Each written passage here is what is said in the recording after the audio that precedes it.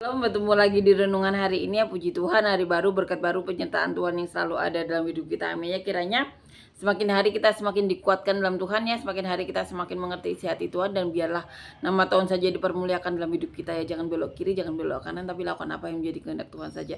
Jangan biarkan keberadaan kita di dunia itu sia-sia ya, karena kita mengutamakan keinginan dunia ya, atau keinginan diri sendiri ya. Karena kita tahu ya, saat melakukan kehendak Tuhan ya, Tuhan akan selalu berikan yang terbaik ya kepada orang tersebut ya, dengan kapasitas yang Tuhan percayakan kepada orang tersebut atau diri kita ya. Percayalah, dengan melakukan apa yang menjadi kehendak Tuhan ya, sesuai dengan apa yang dikehendaki Tuhan, Tuhan akan menempatkan kita di tempat-tempat di mana kita bisa menjadi terang dan garamnya ya. Garam itu memang harus memberikan rasa kepada masakan. Pelita itu harus ditaruh di atas gantang ya. Jadi manusia-manusia yang melakukan kehendak Tuhan ya akan menempatkan dirinya ya di tempat dimana orang itu bisa bermanfaat ya, bisa memberikan kebaikan kepada orang lain, karena itu yang Tuhan inginkan ya. Hanya manusia-manusia yang memberikan manfaat dan kebaikan kepada sesamanya yang akan dipakai Tuhan ya, yang memberikan kebaikan kepada sesamanya. Coba deh cek orang-orang yang dipakai Tuhan, semuanya seperti itu. Pasti mereka rindu untuk menjadi saluran berkat bagi orang lain ya. Puji Tuhan, amin. Kita akan lanjutkan ya, membaca dan merenungkan ayat firman Tuhan diambil di kitab Hakim-Hakim pasal yang ke-11 ayat 29 sampai 40. Judul perikopnya Nasar Yeftah. Lalu roh Tuhan menghinggapi Yeftah. Ia berjalan melalui daerah Gilead dan daerah Manase, kemudian melalui Mispa di Gilead, dan dari Mispa di Gilead ia berjalan terus ke daerah Bani Amon. Lalu bernasarlah Yeftah kepada Tuhan, katanya, jika engkau sungguh-sungguh menyerahkan Bani Amon ke dalam tanganku, maka apa yang keluar dari pintu rumahku untuk menemui aku pada waktu aku kembali dengan selamat dari Bani Amon itu akan menjadi kepunyaan Tuhan, dan aku akan mempersembahkan sebagai korban bakaran. Kemudian Yeftah berjalan terus untuk berperang melawan Bani Amon, dan Tuhan menyerahkan mereka ke dalam tangannya. Ia menimbulkan kekalahan yang amat besar di antara mereka, dan mulai dari Arur sampai dekat Minit 20 kota banyaknya, dan sampai ke Abel Keramin, sehingga Bani Amon itu ditundukkan di depan orang Israel.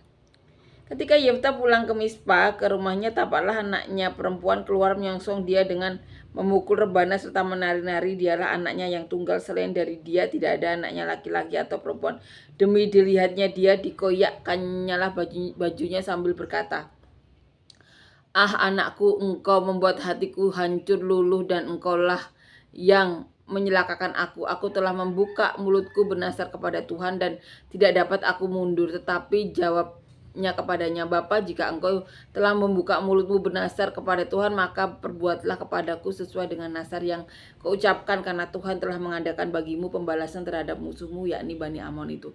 Lagi katanya kepada ayahnya, "Hanya izinkanlah aku melakukan hal ini. Berilah kekuatan kepadaku 2 bulan lamanya, supaya aku pergi mengembara ke pegunungan dan menangisi kegadisanku bersama-sama dengan teman-temanku." Jawab Yeftah, "Pergilah." Dan ia membiarkan dia pergi 2 bulan lamanya. Maka pergilah gadis itu bersama-sama dengan teman-temannya menangisi kegadisannya di pegunungan. Setelah lewat kedua bulan itu, kembalilah ia kepada ayahnya, dan ayahnya melakukan kepadanya apa yang telah dinasarkannya. Jadi gadis itu tidak pernah kenal laki-laki, dan telah menjadi adat di Israel bahwa dari tahun ke tahun anak-anak perempuan orang Israel selama 4 hari setahun meratapi anak perempuan Yeftah orang Gilead itu ya.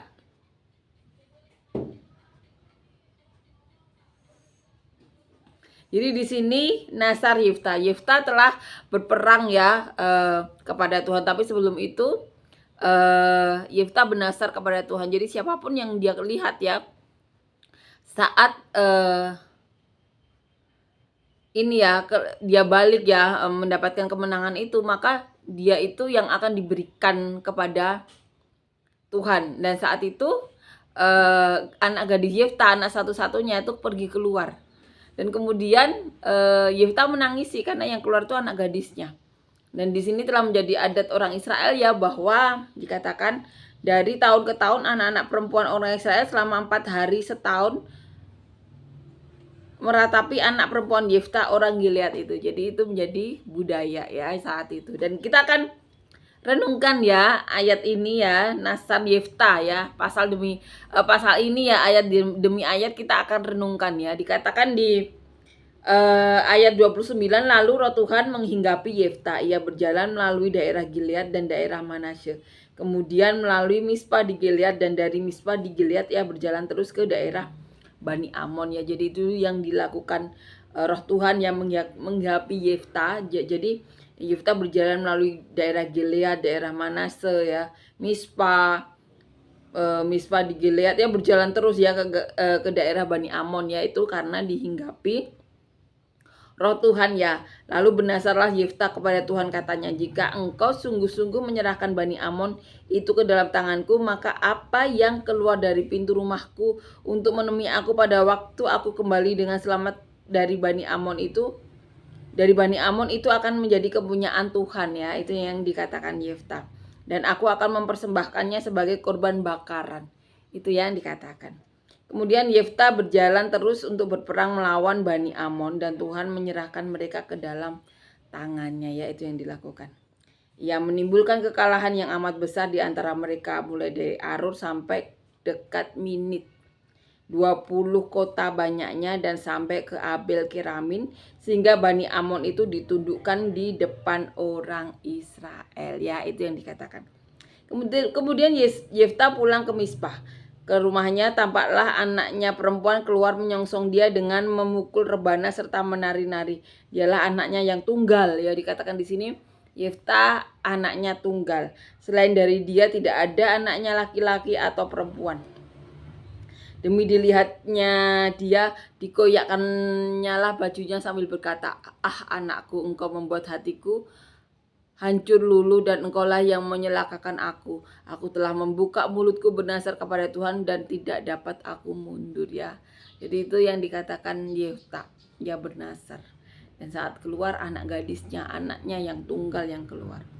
Tetapi jawabnya kepadanya, "Bapa, jika engkau telah membuka mulutmu bernasar kepada Tuhan, maka perbuatlah kepadaku sesuai dengan nasar yang kau ucapkan itu. Karena Tuhan telah mengadakan bagimu pembalasan terhadap musuhmu, yakni Bani Amon itu ya." Lagi katanya kepada ayahnya, "Hanya izinkanlah aku melakukan hal ini. Berilah keluasaan kepadaku 2 bulan lamanya, supaya aku pergi mengembara ke pegunungan dan menangisi kegadisanku bersama-sama dengan teman-temanku." Ya, jadi itu yang dilakukan. Pergi 2 bulan ke pegunungan dan menangisi kegadisannya. Ya, saat itu dia masih gadis ya. Belum pernah mengenal laki-laki ya. Maksudnya belum pernah menikah ya. Jawab Yefta, "Pergilah," dan ia membiarkan dia pergi 2 bulan lamanya. Maka pergilah gadis itu bersama-sama dengan teman-temannya, menangisi kegadisannya di pegunungan ya. Dia menangisi kegadisannya di pegunungan, dikatakan seperti itu. Setelah lewat kedua bulan itu, kembalilah ia kepada ayahnya, dan ayahnya melakukan kepadanya apa yang telah dinasarkannya itu. Jadi gadis itu tidak pernah kenal laki-laki, dan telah menjadi adat di Israel bahwa dari tahun ke tahun anak-anak perempuan orang Israel selama 4 hari setahun meratapi anak perempuan Yefta orang Gilead itu ya. Ya, ini salah satu peristiwa ya, di mana Yefta telah bernasar kepada Tuhan, dan Yefta harus memenuhi nasarnya itu. Amin ya, puji Tuhan. Amin. Kiranya kita semakin hari semakin mengenal apa yang dikehendaki Tuhan ya, puji Tuhan. Amin. Terima kasih Yesus, terima kasih Tuhan untuk kebaikan-Mu. Terima kasih Yesus, terima kasih Tuhan untuk keselamatan yang telah Kau berikan kepada kami semuanya. Terima kasih Yesus untuk semua hal-hal baik yang Kau izinkan terjadi pada kami semuanya. Kami berdoa Tuhan, berikan kami Tuhan kesehatan yang daripada-Mu Tuhan, yang mendatangkan kesehatan yang benar-benar daripada-Mu Tuhan, dan apapun di dalam tubuh kami bukan daripada-Mu, kiranya Kau cabut. Dengan kami semuanya pekerjaan dan usaha yang daripada-Mu, yang mendatangkan hadirat-Mu, yang berkati kami, keluarga kami, orang-orang sekitar kami, bahkan sampai ke penjuru bumi seperti yang Kau mau Tuhan. Berikan kami semuanya Tuhan pasangan hidup yang daripada-Mu, yang takut Kau, yang cinta Engkau, yang mau melakukan kehendak-Mu saja. Dimana sebagai pasangan suami istri kami bisa saling mencintai Tuhan, saling menghargai, saling menghormati, saling dukung, saling support, saling bantu. Dan sebagai pasangan suami istri Tuhan, biarlah Tuhan perkataanmu dan nubuatanmu tinggal tetap dalam kehidupan kami, tinggal tetap dalam kehidupan anak cucu kami, bahkan sampai generasi mana kau datang yang kedua kali. Dan kami juga berdoa Tuhan sebagai pasangan suami istri, sebagai keluarga, keluarga kami bersama keluarga kecil kami dan keluarga besar kami, biarlah kami bisa bekerja sama untuk menyenangkanmu, mempermuliakanmu, mengembalakan siapapun yang kau titipkan dalam keluarga kami menjadi saluran berkatmu sampai kesudahannya, sampai ke pengunjung bumi seperti yang kau mau berikan kami semuanya Tuhan. Anak-anak yang daripadamu, yang taat kau, yang cinta kau, yang mau melakukan kehendakmu saja. Dan apabila di antara kami ada yang sedang mengalami masalah, beban hidup, pergumulan hidup, tantangan hidup Tuhan, berikan penyelesaian masalah daripadamu, jawaban-jawaban doa daripadamu, terobosan-terobosan masalah daripadamu, solusi-solusi masalah daripadamu, dan biarlah namamu saja dipermuliakan dalam hidup kami semuanya. Kiranya kasih karuniamu, penyertaanmu, dan besertamu, kebaikanmu melingkupi kami hari ini sampai selamanya, dalam nama Tuhan Yesus. Amin.